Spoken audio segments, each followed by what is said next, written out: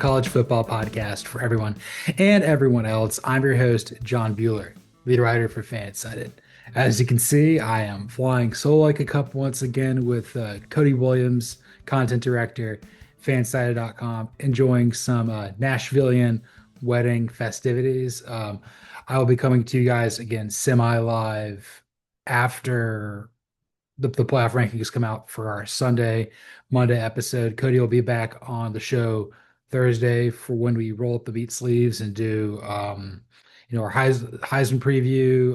Going to hand out the Francis Xavier Biff Poggi Awards. It's going to be unbelievable, but unbelievable day here in college football. Be sure to give us a 5-star review, listen, subscribe, review Apple, Spotify, YouTube, anywhere there's podcasts. We've made it through conference championship week. There was only 9 games that were played this weekend, but they were absolutely incredible. And I'm going to unpack that all for you guys here with 3 yards and a cloud of punt with run, pass, punt to get us out of here and into, another day. It's been a while. Georgia beat Alabama. I'm so excited right now. It's we're dog sitting. Georgia beat the snot out of Alabama. I could not be happier. We're just past midnight here on the East Coast, but let's get started with our first run of the day here. So I'm going to run with this. I'm going to run with Georgia, Indiana, Ohio State, and Texas Tech all getting first round buys.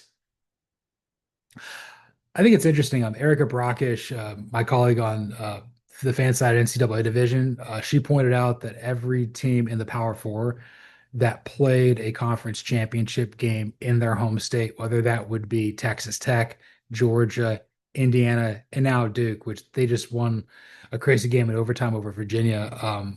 They all won in their home state. So obviously, Texas Tech played at Arlington, Georgia played in Atlanta, Indiana played in Indianapolis, and then Duke played in Charlotte. But I think really the big thing here, for the most part, is seeding's kind of figured itself out. We kind of knew coming in, as long as Georgia won and as long as Texas Tech won, they were going to be above, the cut line for first round buys. Georgia ended today at 3. They're probably going to go up to 2. Texas Tech is at 4 now. They may stay there. They may move up as high as 3. And it didn't really matter what happened in the Big Ten championship between Indiana and Ohio State. The winner of that game was going to be number 1, and then the loser was going to probably drop to 3 or 4. But, that's their only loss of the season, that's Ohio State's only defeat right now. The question is, do you wonder if they how they compare the resume of identical records of 12-1 between Ohio State and Texas Tech? Texas Tech won the Big 12 in convincing fashion, whereas Ohio State lost a nail biter to Indiana. But I feel very confident about those 4 teams getting all first round buys. It seems like those have been the 4 best teams in the country throughout the season. Look, somebody had to lose in Indianapolis. It happened to be Ohio State today. I think there's reasons for that. I think ultimately Julian Sand was just not as sharp as Fernando Mendoza. I feel that it was a very much a defensive struggle. Both teams were able to move the ball, effectively. I think the kicking game, particularly with fielding. Also, Ryan Day, man, what are you doing? You have an opportunity. You're down 3 points. Well, it's 13-10. I think that was what the final score ended up being there in Indianapolis. You go to your unreliable kicker to ask him to make a chip shot field goal with the pressure on line, and he shanked it. This is Ohio State field goal kicker is missing stuff. I mean, that's a story that's as old as time, and that happened. The stroke of midnight, turning from 22 to 23 here, 4 miles away here from where I'm at Mercedes-Benz Stadium. But I feel very confident that those teams are all going to be get first round buys, and this is probably how it's ultimately going to shake out. Indiana will take the Rose Bowl, Georgia will take the Sugar Bowl. Ohio State will then take the Orange Bowl, and then Texas Tech would take the Cotton Bowl. That seems pretty straightforward.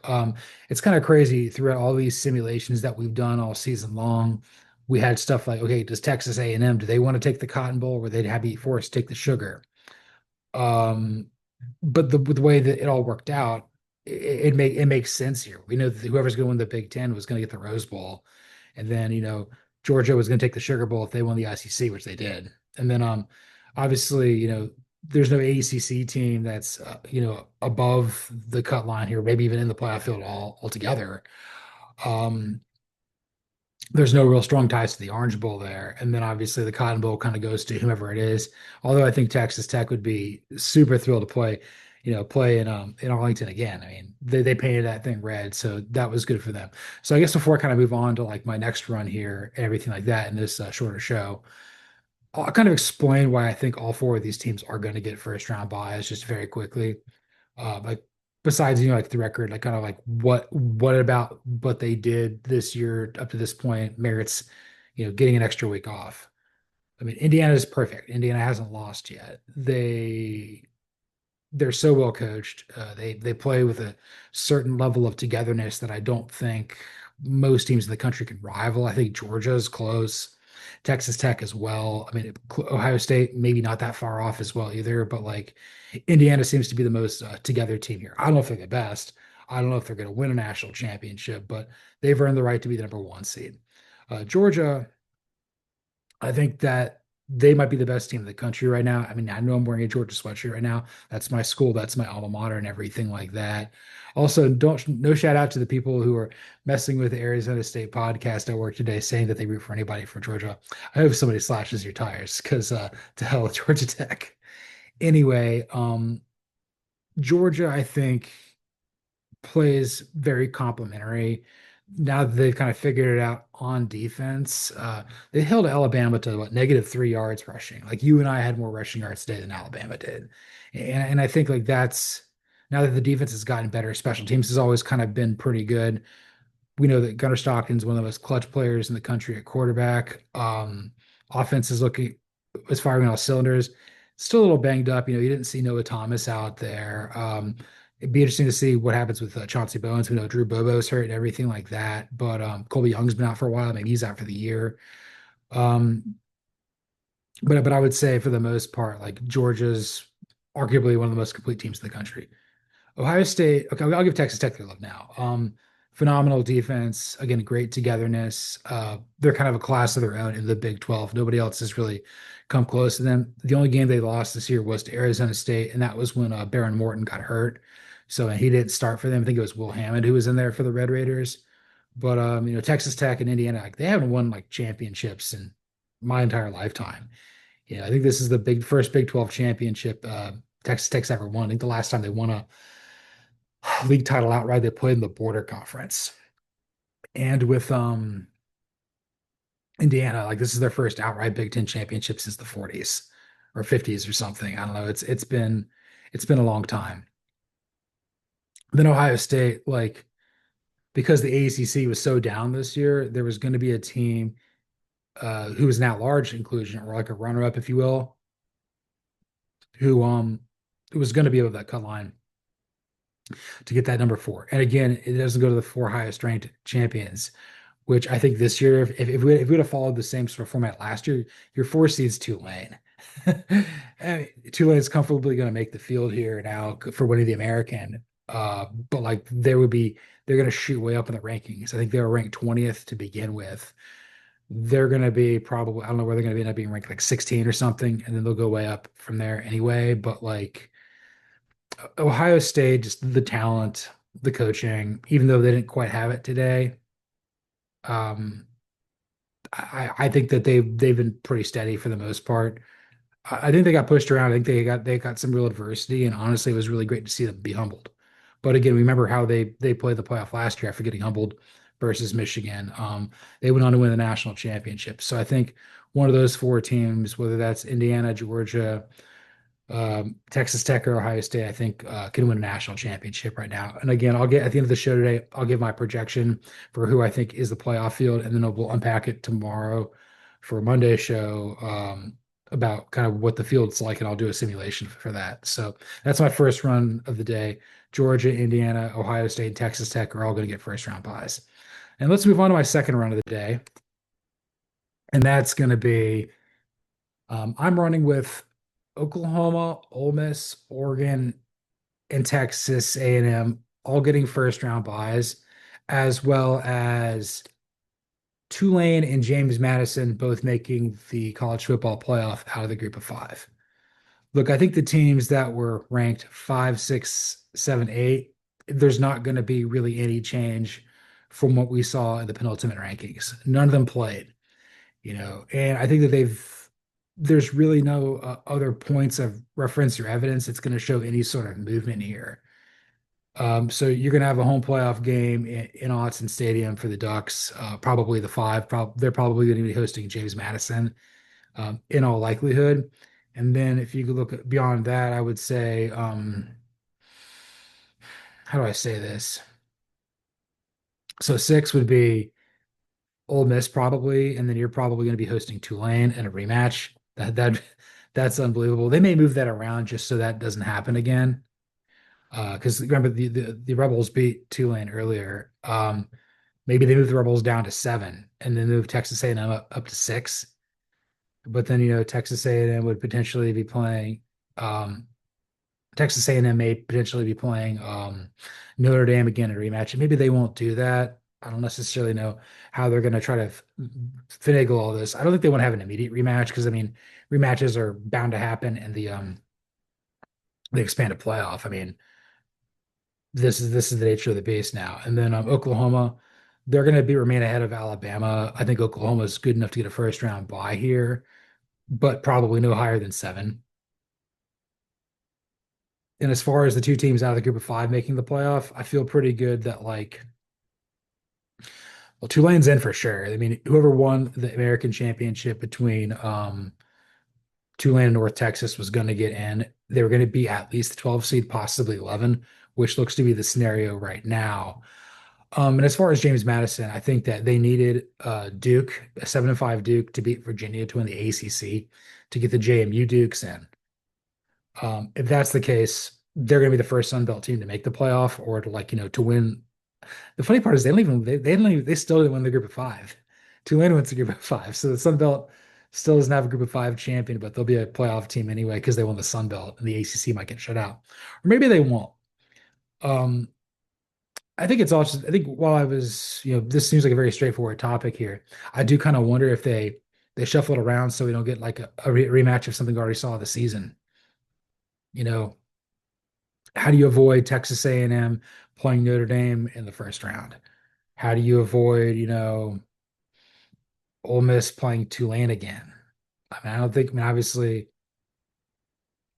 but Oregon hasn't played James Madison yet before, and I don't think Oklahoma, Alabama, you want to move that around a little bit too.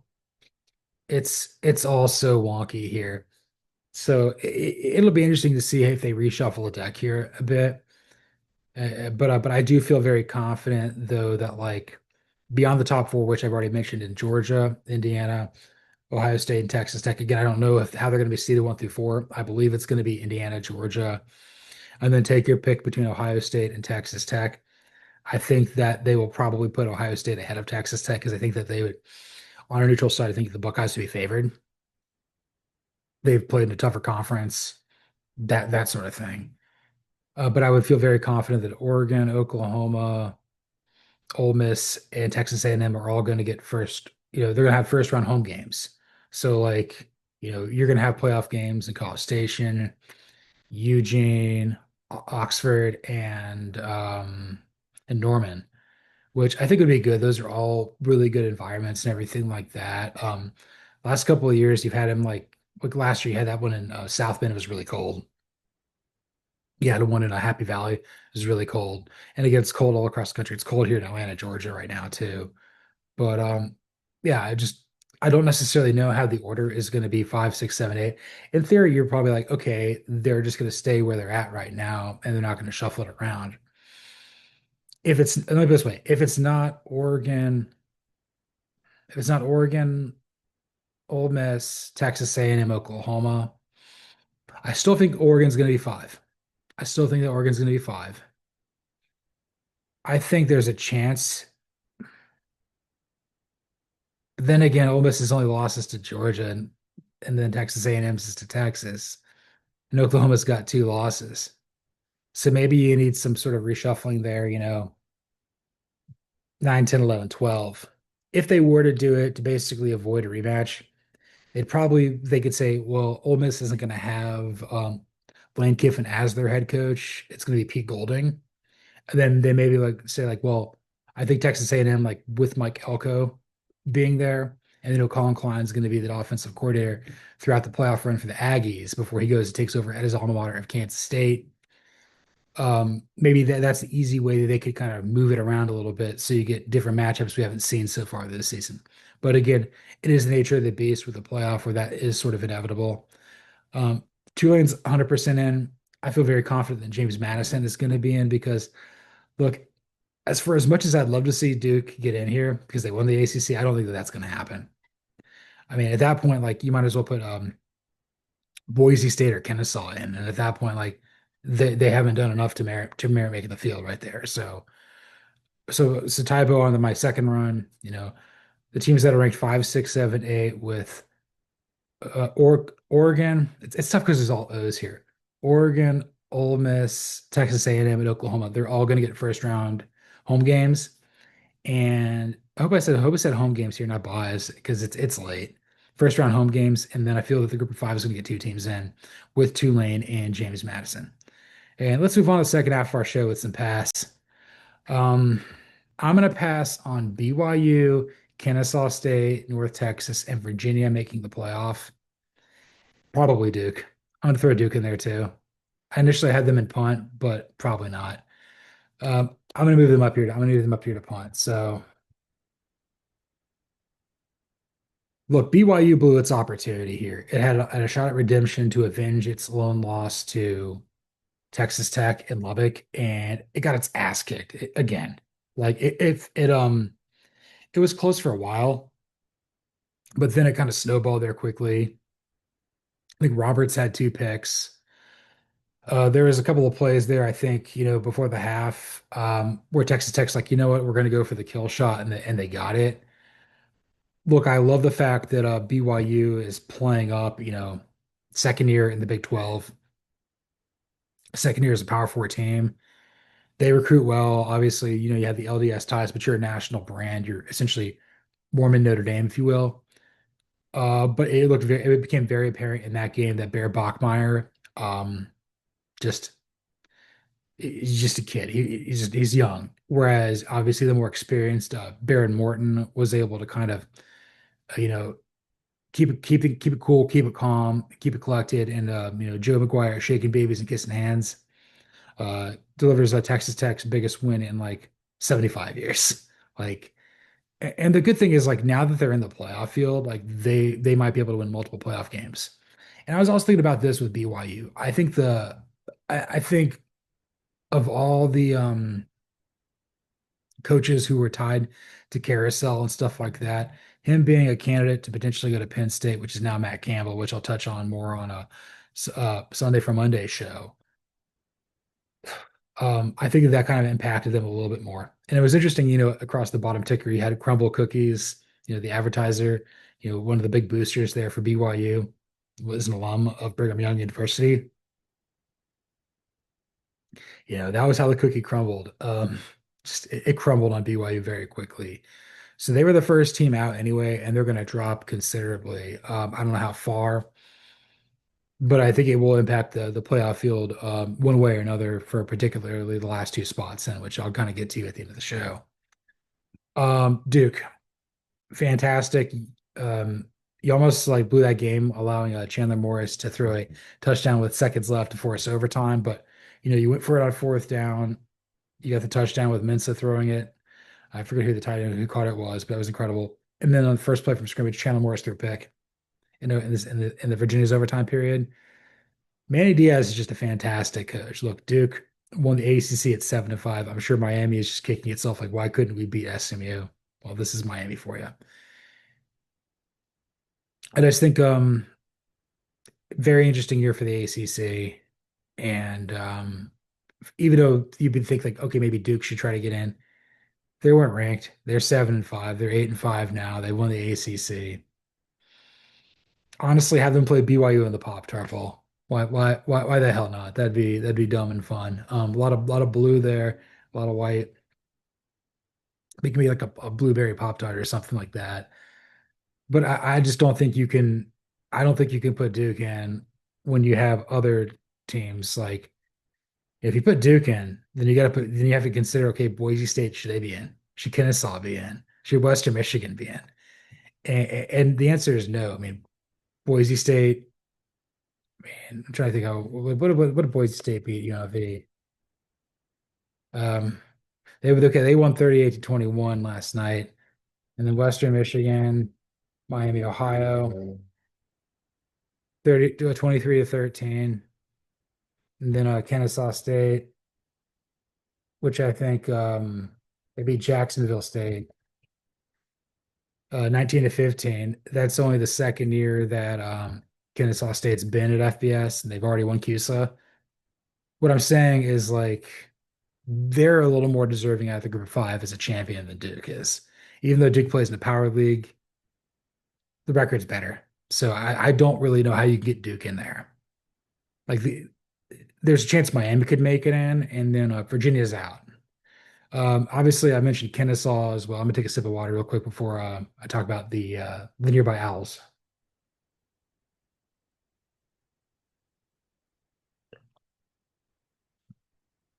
Sorry, parched a little bit. Fantastic year for Kennesaw State. The league is not particularly good, and because they've got three losses, they're not going to get in. They had like a fraction of a percent to get in. You would kind of need more chaos than even what we got here, and I don't know how they would have gotten in really. And then on North Texas, you're at 10-1 or you're 11-1. You had that bad loss to South Florida. You have an opportunity to compete versus Tulane. You kind of got pushed around a lot. There was bad weather all across the country. There was rain all over the place. But North Texas was like really struggling to run the football. Not as bad as Alabama did, but like the fact that like Drew Mestermaker like couldn't really throw the ball where he needed it to have it go was a little bit of a challenge. And obviously, I think with Eric Morris kind of being on the way out, going and taking over at Oklahoma State, that kind of lingered on their head a little bit here. And I kind of want to group BYU and North Texas here. They both fan bases were kind of like complaining about not getting the respect and recognition they deserved, and they didn't go out and play very well. Um, Not to say like, but Texas been taking care of business all year long. Tulane's been a really strong team in the group of five the last half decade or so. Now under John Summerall, we don't know who their replacement might be. It's not going to be Blake Baker. It could be Shannon Dawson again. Maybe this will break tomorrow. Who will figure out who's going to take over there? But like North Texas had an opportunity to really, I picked them to win, and then they didn't do it. I think it's just a testament to really how good of a head coach John Summerall is, and Jake Retzlaff, like phenomenal player there for the Greenies, and going to be interesting to see what Tulane could do in the playoff for sure. And then Virginia, I was pulling hard for you guys. I was pulling hard for you guys to do this. I mean, I dog sit a lot in a Virginia household. Really thought it's kind of like a good story. What Chandler Morris, this is his fourth team. The son of Chad Morris, the worst coach in Arkansas history. Chandler Morris has played at Oklahoma. He was the starting quarterback for TCU in 22, and he hurt his knee. And then it was the Max Duggan year, and he ran all over the place. Um, and then he had, I think beyond that, then he played North Texas last year, and he got hurt. Mestamaker kind of stepped up, transfers to Virginia. This was a team that like built heavily through the transfer portal along the offensive line. I thought they were going to do it, but again, maybe weather was a factor there in Charlotte a little bit too. It just kind of it came down to something that I think Cody and I were talking about earlier in the week. This is very important. We know that the ACC is wild, and we know that Manny Diaz is a hell of a coach. And I kind of felt for a lot of the game that Manny Diaz like outperformed Tony Elliott. If Matt Campbell didn't say yes, I would have hired Manny Diaz to come back to Penn State. I think the world of that guy as head coach. Honestly, if and when it fails for Mike Norvell at Florida State. Hire Manny Diaz. He'd bring him back to his alma mater. I think he'd do a phenomenal job there at Florida State. Miami's figured out kind of replacing him, but this guy's a really good head coach. He's just a really good coach. So yeah, passing on BYU, Duke, Kennesaw State, North Texas, and Virginia making the playoff. And let's move on to some punt and get out of here real quick. I'm going to punt on Alabama, Miami, and Notre Dame making the playoff. I'm going back and forth on this, and I don't know what to do.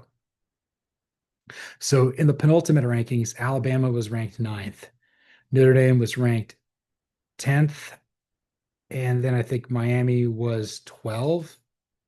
So Miami would have been the second team out because you had to get an ace. You had to get two group of five, two highest ranked champions at 11 and 12. I think Miami could have won the ACC championship, but that game kind of got weird, which kind of says like they could have lost to Duke. That wouldn't have shocked me. They could have lost to Virginia as well. But like Alabama got its ass kicked. Look, I know the final score was 28-7. That was a beating. Alabama, here's what I'll say about Alabama. This is a challenge. This is something that I'm very, very concerned about Kalen DeBoer and his staff. He's got a lot of really talented players. He's a really good head coach, but his offense is starting to become a little bit more finesse. And when you can't run the football, particularly in a league like the SEC, you're setting your quarterback up to get ragdolled. This is what happened when you played Oklahoma. This is what happened when you played Georgia now. So you've lost two of your last X number of games. I'm not going to, the Florida State loss is really enough in the year where like things change. It's a different dichotomy then. But like you ran for -3 yards. Like you and I ran for more yards than Alabama did. So Georgia, which doesn't have a great pass rush, was still able to sack Simpson 3 times, knock him back for -28 yards on the ground. And Ryan Williams was like really like elusive with the ball in his hands, not a great catcher of the football. Largely took Journey Bernard out of the game. I think he might have caught the touchdown pass if I'm not mistaken, but that was kind of garbage time toss for the Crimson Tide. Um, really the blocked punt really kind of set a bad tone. Then the pick that Dalen Everett had for Georgia to kind of get like 14 points off of turnovers or special teams plays was huge. Allowed the offense to play with a great deal of confidence. And then to end in the game with a, Gunnar Stockton touchdown pass to Zachariah Branch effectively was the nail in the coffin for sure. Um, Look, the loss was arguably by margin. And I know Alabama was at 9. You would think they would drop. You would drop them down to what, like 10 maybe? Or do you leave them at 9? And how do you factor in the Notre Dame and the Miami of it all? Those three teams, like it's like the traders. See, they're going to sleep tonight. They don't know if they're going to get murdered or not. Like they don't know what the traders are going to do. Miami owns the head to okay. Ohio State. Blah, blah, blah. Here's how we're going to do this. Alabama is 10-3. They had 3 losses. They lost to 5-7 Florida State at Florida State to start the year. They lost at home to 10-2 Oklahoma. And then they lost to what is now a 12-1 Georgia team in the SEC championship by margin. It wasn't close. It's 21 points. They got their ass kicked. Maybe not to the degree that like Texas Tech destroyed BYU, but it was it was not really much in doubt there for a while. Got a little nervous because I know the nature of this rivalry, and I'm really excited because like he finally beat Alabama below the Mason-Dixon line since I've been a fan. I'm 36 years old, half my life since I've been 18. Like I've seen 2 wins for Georgia over Alabama, and it feels great every time. But and then Miami is 10-2. They've got to win over head to head over Notre Dame, but the 2 losses are to Louisville and SMU, two teams that didn't make it to Charlotte, aren't ranked, not particularly good. And then Notre Dame's won 10 in a row after losing their first 2 games to Texas Tech, to Miami and Texas Tech. Texas Tech is in. Miami is either going to be one of the last 2 teams in or one of the first 2 out. I don't necessarily know where I'm leaning on who's going to make the playoff out of that group. But here's kind of where I think it's going to be. I think that they're going to keep Alabama in because I don't think they want to set the bad precedent of, you lose your conference championship and you're out, which is why I think they put them at 9 anyway. It had nothing to do with beating Auburn. I think you'd probably have them, you might drop them down to 10, but at that point, if you win the 7-10 at what, Texas A&M or something like that, then you play Georgia again for a third time. Maybe they stay at 9. But then again, what, 8, 9, you'd play the 1. And at that point, you play Oklahoma again. It's all a mess. And I think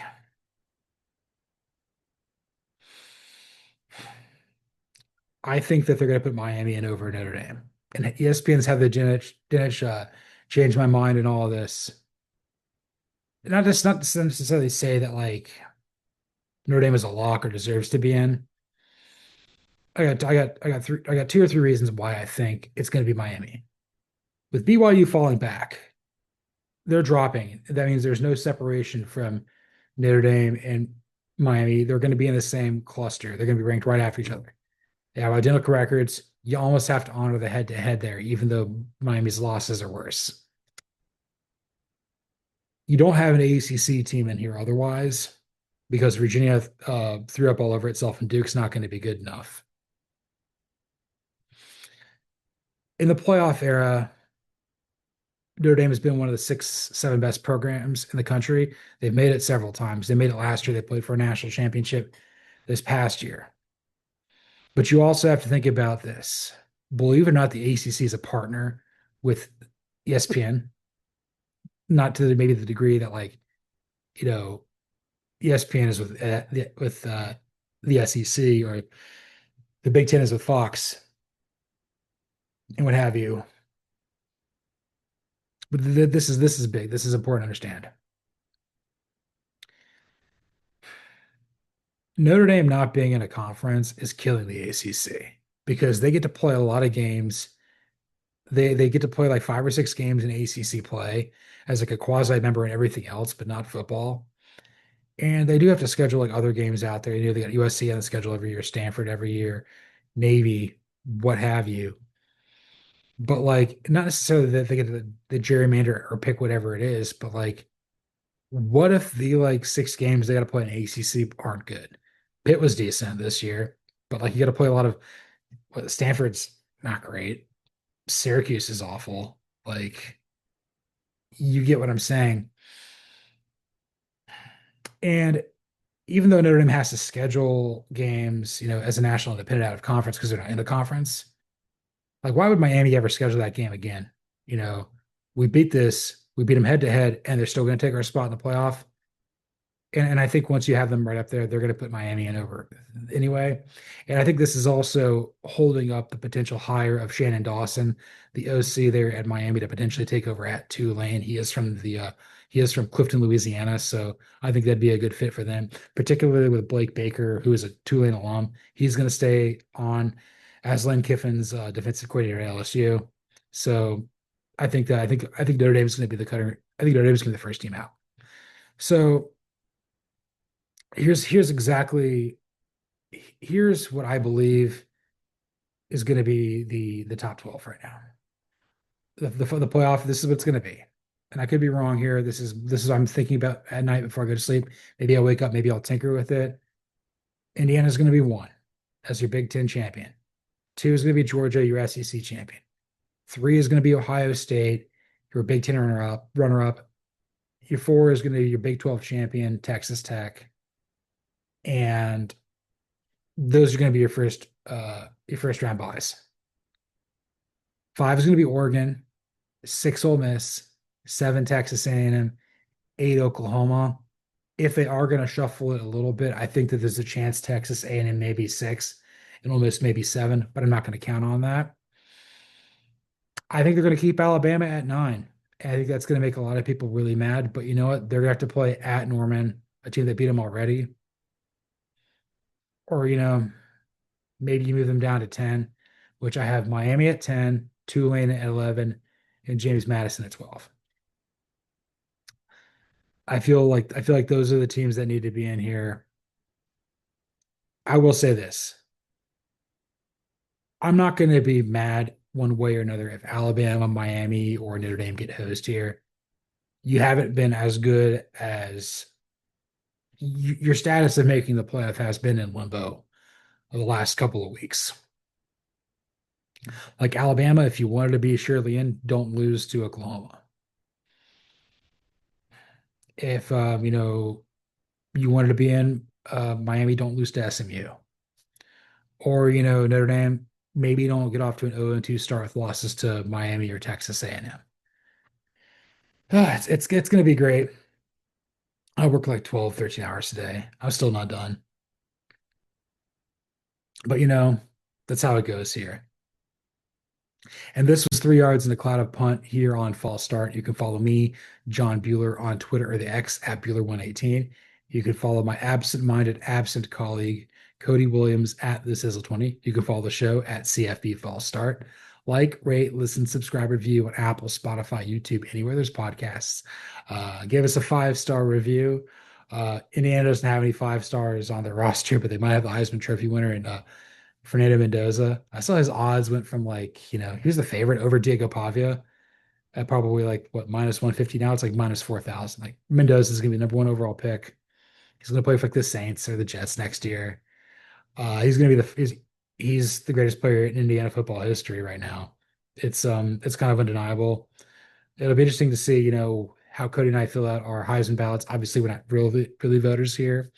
But we're going to talk about that certainly on a Thursday show because the Heisman ceremony will be on Saturday in New York. I would venture to guess it's going to be Fernando Mendoza, Diego Pavia, Julian Sand, and Jeremiah Love. If it's just three, I don't know if Sand makes it, but Love will be there, Pavia will be there, and Mendoza will be there for sure. Probably Sand. I wish it could have been Stockton, but that's not how it goes here. It's late. It's been a great day. Go dogs. Go dogs, man. What a day. Once again, thanks for listening. And this is False Start.